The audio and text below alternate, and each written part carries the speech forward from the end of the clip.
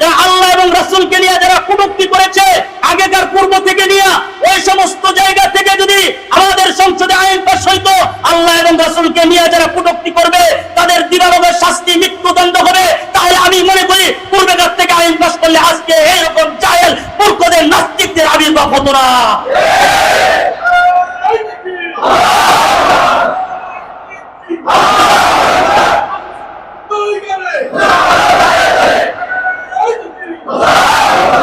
এজন্য এই আউল ফাউল এদের কথা আপনারা শুনবেন না।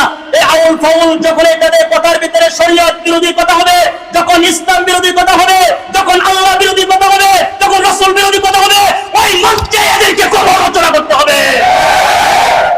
আজকে আমাদের সরকার তিনি এই আউল ফাউলদের সম্পর্কে এখনো কোনো কথা বলতেছে না। আজকে মুসলমান নামদারি কিছু বেঈমান কিছু শয়তান তাদের পক্ষ নিয়ে কথা বলতেছে, ঠিক না বেঠে? যারা নাস্তিক কথা বলেন, ঠিক না বেঠে? এদেরকে তো শাস্তি দিতে হবে।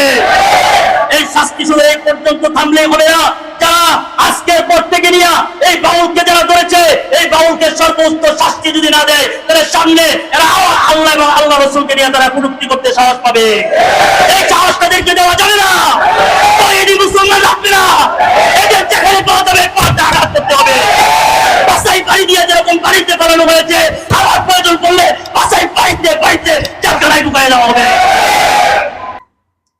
এজন্য আল্লাহ এবং আল্লাহ রাসূলকে নিয়ে অনেকেই কটূক্তি করেছে। এই পর্যন্ত বাংলাদেশের ভিতরে যিনি প্রেসিডেন্ট, যিনি বসে আছেন, ওই জায়গার ভিতরে তিনি একজন মুসলমান, ঠিক না বেঠে? আপনি মুসলমান, আপনি আপনার নেতৃত্ব ঠিক রাখার জন্য আল্লাহ এবং আল্লাহর রাসূলের বিরুদ্ধে যারা কথা বলে তাদেরকে আপনি শাসন করছেন না, তাদের কারণে আপনি আইন পাস করছেন না। আমরা বুঝতে বাকি রইল না আপনি নামদারি মুসলমান, আসলে আপনি মুসলমান না। আর যে এনসিপির কিছু নেতা আছে, আবার আমাদের মির্জা ফখরুল ইসলাম আলমগীরও কথা বলছে, কথা বলেন, ঠিক না বেশি?